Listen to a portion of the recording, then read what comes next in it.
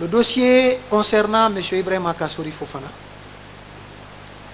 il est poursuivi, comme vous le savez, pour des infractions relevant de la compétence de la CRIEF, notamment le détournement de deniers publics, enrichissement illicite,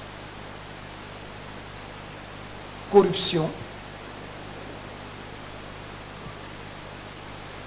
blanchiment de capitaux et les infractions assimilées.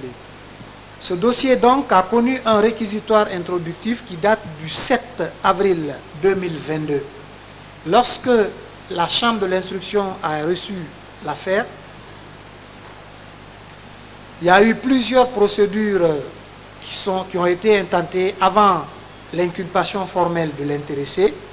Il y a eu d'abord une assignation en référé à la demande des avocats de M. Ibrahima Kassory Fofana.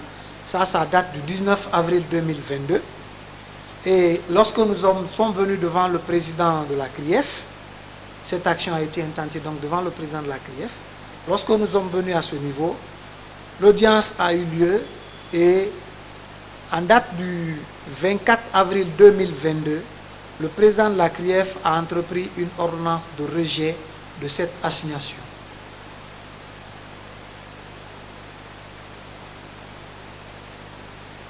Et à cette occasion, les avocats avaient demandé la mise en liberté de M. Ibrahima Kassory Fofana et conséquemment, cette demande de mise en liberté également a été rejetée.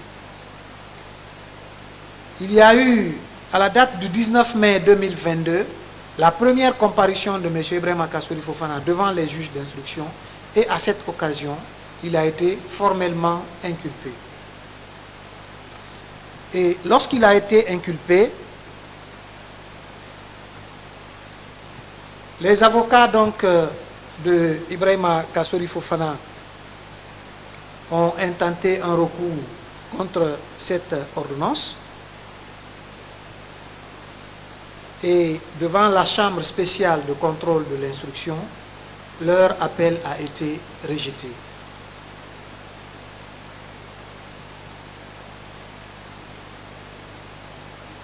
Par arrêt en date du 31 mai 2022. Et donc, continuant toujours la procédure, le ministère public, donc le parquet spécial de la CRIEF, a constaté qu'il y avait des pistes d'investigation qu'il fallait proposer aux magistrats instructeurs, donc à la chambre de l'instruction. Et c'est à cause de cela, et compte tenu de certaines spécificités et des pistes que nous avons découvertes, nous avons sollicité de la chambre de l'instruction par un réquisitoire supplétif en date du 27 juin 2022 à l'effet de procéder à la saisie et au gel des comptes bancaires de M. Ibrahima Kassory Fofana et à d'autres mesures d'investigation que nous avons demandées à la chambre de l'instruction. Le 29 juin 2022, la chambre de l'instruction a procédé à l'interrogatoire au fond de M. Ibrahima Kassory Fofana.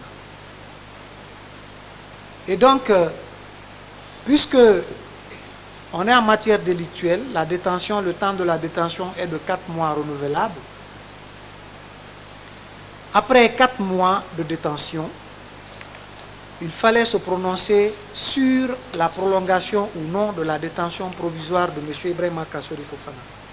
Et c'est pourquoi une ordonnance a été entreprise à l'effet de ne pas prolonger la détention provisoire de M. Ibrahima Kassory Fofana et donc ordonnant la mise en liberté de celui-ci.